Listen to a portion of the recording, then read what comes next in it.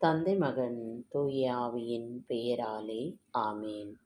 இன்றைய செய்தியானது யூதித் இன் சிறிய வரலாறு. யூதித் என்பவள் ஒரு விவிலிய பாத்திரம்.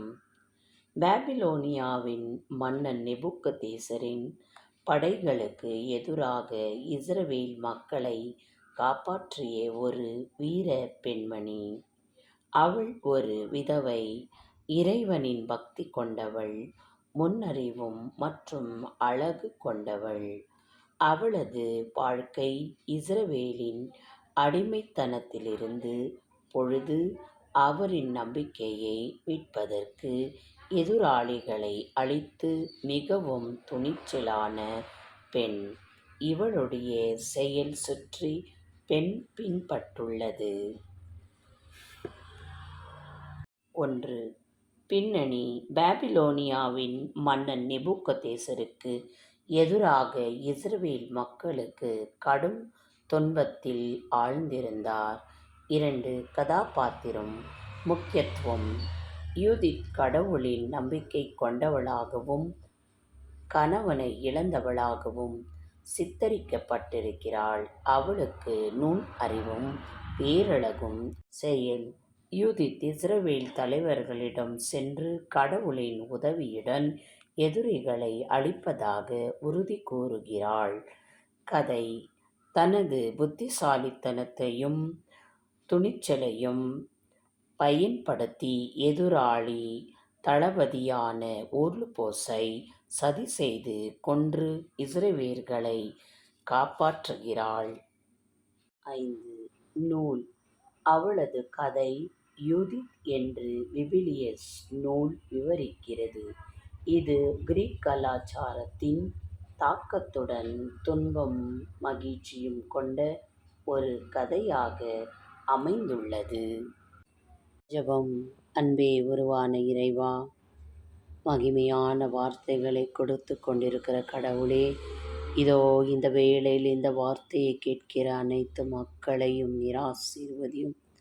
இதோ இஸ்ரவேல் மக்களை காப்பாற்றுவதற்கு ஒரு துணிச்சலான பெண்மணியான யூதித் ஆசீர்வாதத்தை நீர் அந்த வேளையில் இதோ உன் பரிசுத்த நாமத்தை கொண்டு அவர் ஜெயித்து இஸ்ரேல் மக்களை காப்பாற்றிய அந்த வீர பெண்மணியைப் போல உலகத்தில் இருக்கும் ஒவ்வொரு பெண்களையும் இந்த வேளையில் உன் கரங்களில் ஒப்புக் கொடுக்கிறேன் தேவா.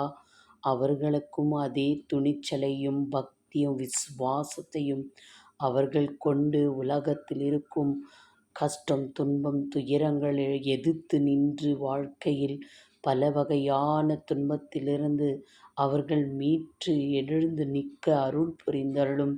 அவர்களுடைய தேவைகளை நீர் பூர்த்தி செய்தருளும். பரலோக தகப்பனே, மனநிலையை பாதிக்கப்பட்டவர்களையும் மனநோயாலே ஆண்டவரே, இதோ யாருமே இல்லையே என்று தவித்து நிற்கும் மக்களையும் நீர் கண்ணோக்கி பாரும். பரலோக தகப்பனே, வீர பெண்மணியான யூதித்தைப் போல அனைத்து பெண்கள் மேல் நீர் இரக்கமாயிரும். அதே துணிச்சலையும் அதே தைரியத்தன்மையும் அவர்களுக்கு கொடுத்து உலகத்தில் நடந்து கொண்டிருக்கும் அநியாயம் அக்கிரமங்களை அழிக்கும்படி அவர்களுக்கு நீர் அருள் ஆசிரியும். தைரியத்தை வாழ்வதற்கு தேவையான அனைத்து வரங்களை நீர் அவர்களுக்கு அருள் புரிந்தருளும். தகப்பனே, இந்த வேளையில் ஒவ்வொரு பெண்களையும் நீர் ஆசீர்வதியும். ஒவ்வொரு பெண்மணிகளையும் உங்கள் கரங்களில் ஒப்புக் கொடுக்கிறேன் தகப்பனே. ஆண்டவரே, இந்த வேளையில் இந்த ஜெபத்தை கேட்கிற அனைத்து பெண்களையும் குடும்பங்களையும் அனைத்து ஜனங்களையும் நீர் ஆசீர்வதித்து வழி நடத்தியருளும்.